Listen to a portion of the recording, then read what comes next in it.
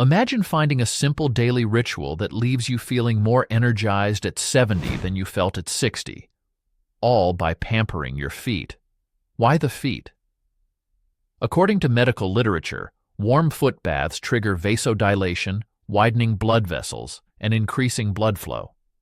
This means more oxygen and nutrients are rushing to areas that often need it most, especially if you frequently suffer from cold toes or tingling legs. In fact, one health article reports that a simple combination of lemon and baking soda in a foot soak can improve circulation and even detoxify your body, leaving you feeling refreshed and revitalized. Sound surprising? We're just getting started. In this video, I will give you 3 ways to do this and that. In other words, I'm about to share 3 different warming foot soak recipes, each with its own twist, that you can use over the next 10 days to ramp up your blood circulation and energy. Stick around, because the methods I'm going to show you aren't just relaxing, they're potent. In fact, every couple of minutes I'll drop a new tip or twist, like a common household ingredient that most people never thought to put in a foot bath, and by the end, you'll have a mini arsenal of rejuvenating foot soaks at your disposal.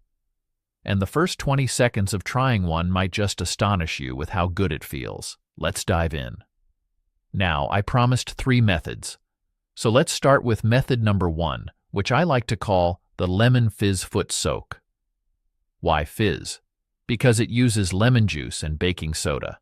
And when those two meet, you get a gentle fizzing action that's surprisingly therapeutic. This might sound like a recipe for a science project or maybe lemonade gone wrong, but it's incredibly effective for foot care and circulation. Here's how you do it. Fill a basin with comfortably warm water, enough to cover your ankles. Add half a cup of baking soda and let it dissolve. You can stir it around until you don't feel the grains. Then squeeze in the juice of 1 large lemon. You'll see a bit of bubbling as the baking soda and lemon mingle. That's normal. You can even toss in a few slices of the lemon peel for extra aroma and oils. Now soak your feet in this concoction for about 15 to 20 minutes. As you soak, take a moment to gently massage your feet under the water. Wiggle your toes, rub the soles against the basin. Whatever feels good. Why massage? Because here's what most people don't realize. That little bit of movement makes a big difference.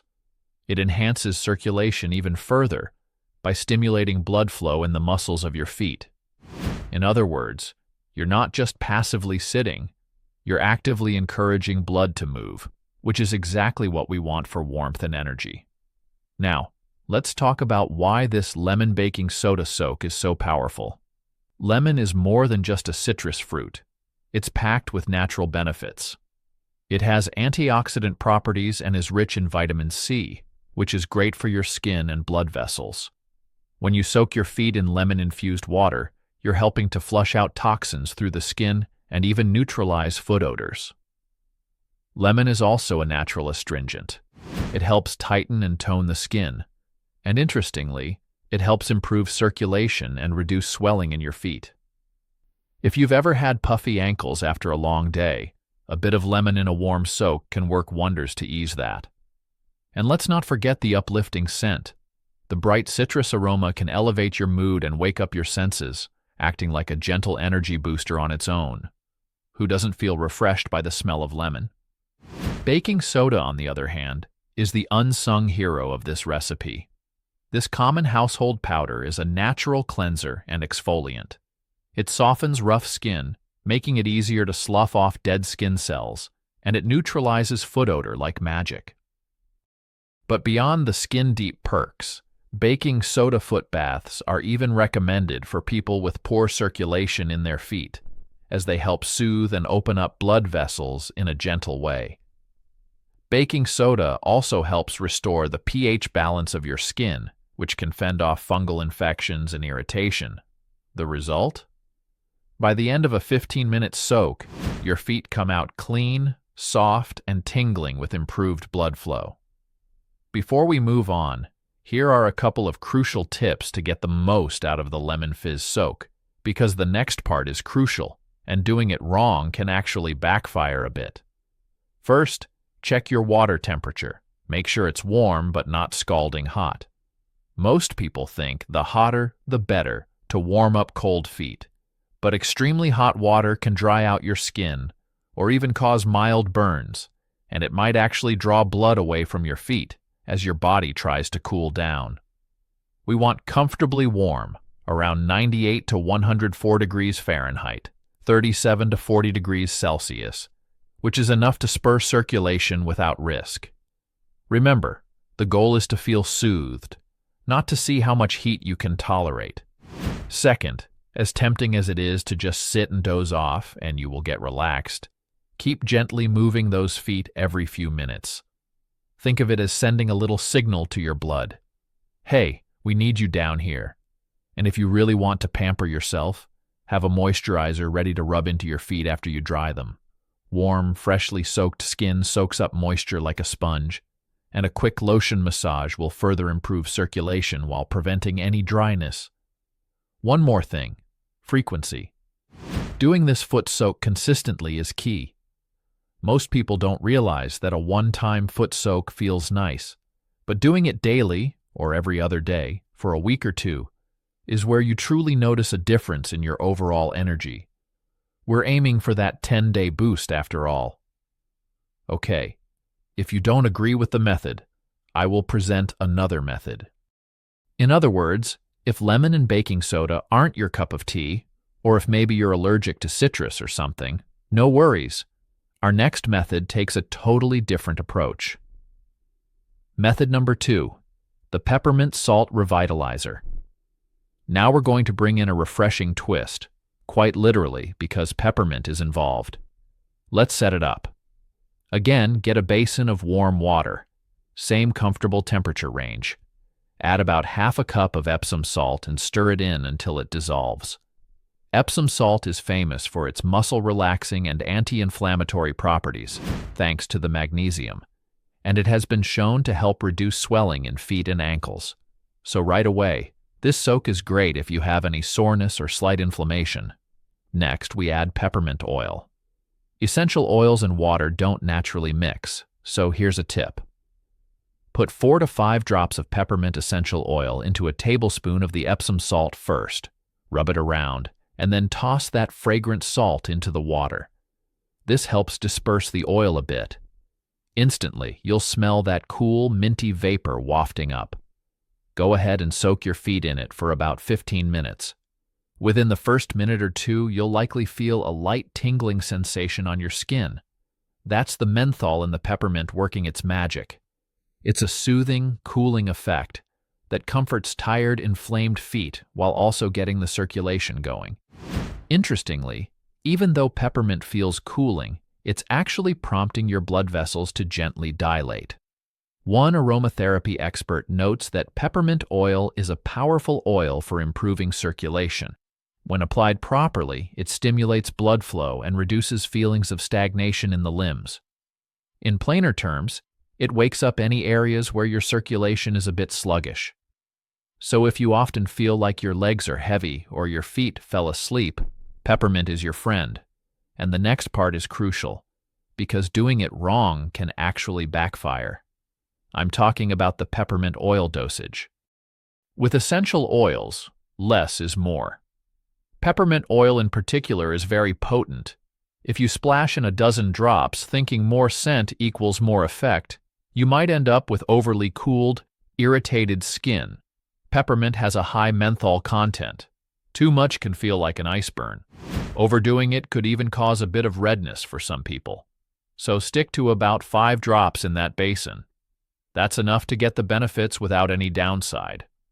Also, remember to stir the water well after adding the oil so it doesn't just float on top and hit your skin concentrated in one spot. Now, beyond the immediate circulation boost, peppermint has some great side benefits. Its invigorating aroma can actually make you feel more awake and alert. There's a reason it's used in aromatherapy to combat fatigue. In fact, the menthol in mint not only improves blood flow to your feet, but that fresh scent can boost your energy and improve your mood while you're soaking. It's a bit like how a peppermint candy can perk you up. but here you're absorbing it through your skin and nose in a very relaxing way. Many seniors find this particular soak gives them a noticeable pep, a kind of refreshed feeling, especially if done in the morning. It's almost like a gentle substitute for a caffeine boost, but without any jitters. On the physical side, peppermint and the Epsom salt are also anti-inflammatory. One study highlighted that peppermint oil contains compounds that help reduce pain and swelling in feet. So if you have arthritis, aches, or muscle soreness, this soak can ease that while also invigorating your circulation. When you finish your 15 or 20 minutes, rinse your feet, dry them thoroughly. Don't forget between your toes, and notice how they feel. You might sense a lingering coolness on your skin. That's the menthol continuing to work. Some people even report that after a peppermint foot soak and massage, their feet stay warm afterward despite the cooling sensation during the soak. It sounds contradictory, but it makes sense. The blood is now circulating more efficiently down to your toes, so your internal warmth is better distributed, and you end up with toastier feet long term. If you happen to have any foot cream with mint or arnica, that's a great time to apply it, but plain moisturizer works too. Just like with the first method, consistency is key. Try this peppermint salt soak daily or every other day for 10 days and watch what happens. You may find that your feet don't cramp as much, your legs feel lighter, and you have a little extra spring in your step. Literally. One more precaution. If you have any open cuts or very dry, cracked skin, be cautious because salt and peppermint can sting. And if you're a diabetic with neuropathy, always have someone help you check that the water is a safe temperature. Safety first, always.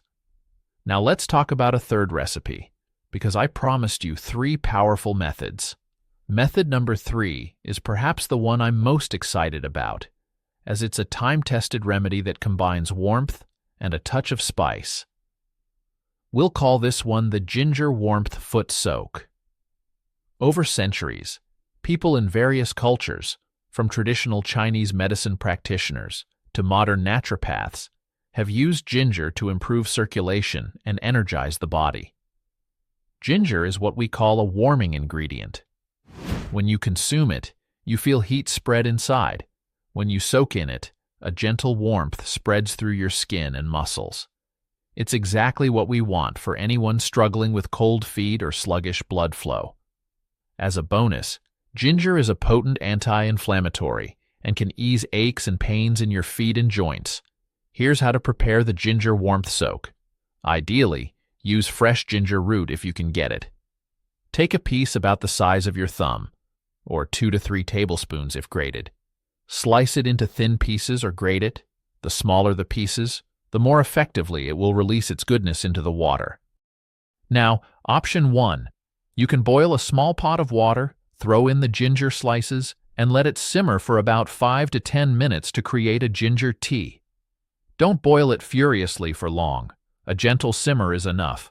Boiling too hard for too long might evaporate some of ginger's essential oils. Option 2. If you don't want to bother with the stove, just put the ginger pieces in your foot basin and pour hot water, not boiling, but hot, over them, letting it steep right there in the basin. Either way, you'll end up with fragrant ginger-infused water. Now add a handful of salt. Yes, you can use Epsom or sea salt here too, about half a cup. Stir it around. Once your basin is prepared, soak your feet in the warm ginger water. Make sure the water is a nice warm temperature. You might want it a tad hotter initially than the other soaks, since you're likely starting with hot ginger tea and letting it cool to tolerable warmth. Settle in and relax for 15 to 20 minutes. Fair warning, you will probably sweat a little with this soak. Ginger has a way of encouraging your body to warm up and release perspiration. That's part of its detoxifying effect in traditional remedies. As you're soaking, you might notice that instead of a cooling tingle, like the peppermint, you feel a gentle heating sensation in your feet, and maybe even in your lower legs. It's not an uncomfortable heat, more like a cozy, all-encompassing warmth that spreads gradually.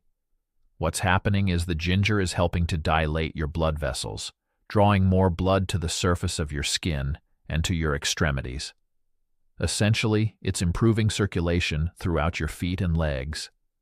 One wellness spa in Dubai actually highlighted that a ginger foot soak can get rid of that dead on your feet feeling by significantly increasing blood circulation to your feet. If you think about that phrase, dead on your feet, it's that heavy, exhausted feeling in your legs when you've been standing or when circulation is poor. Ginger directly counteracts that, revitalizing those areas. Before we wrap up the ginger method, a couple of precautions and tips. Ginger is quite gentle on the skin for most people, especially compared to something like peppermint. But everyone's different. If you use ginger powder in high concentration, a few people could experience slight skin irritation. Fresh ginger is usually fine.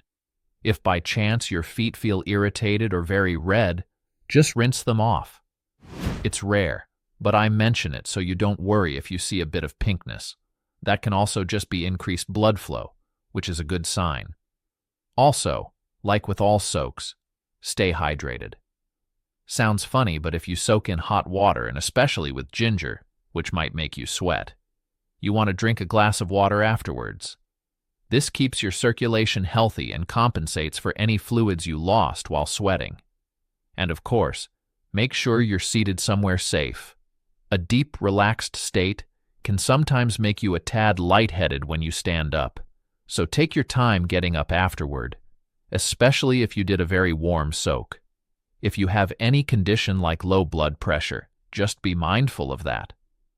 Generally, though, a ginger foot soak is extremely safe and time-honored.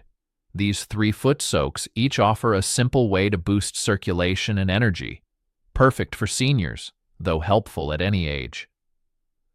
The lemon fizz soak refreshes and detoxifies. The peppermint salt soak cools and relieves inflammation, and the ginger warmth soak deeply relaxes and improves blood flow. You can rotate them throughout the week to keep things interesting and support your circulation from different angles. Make it part of your daily routine, just 15 to 20 minutes in the evening or morning.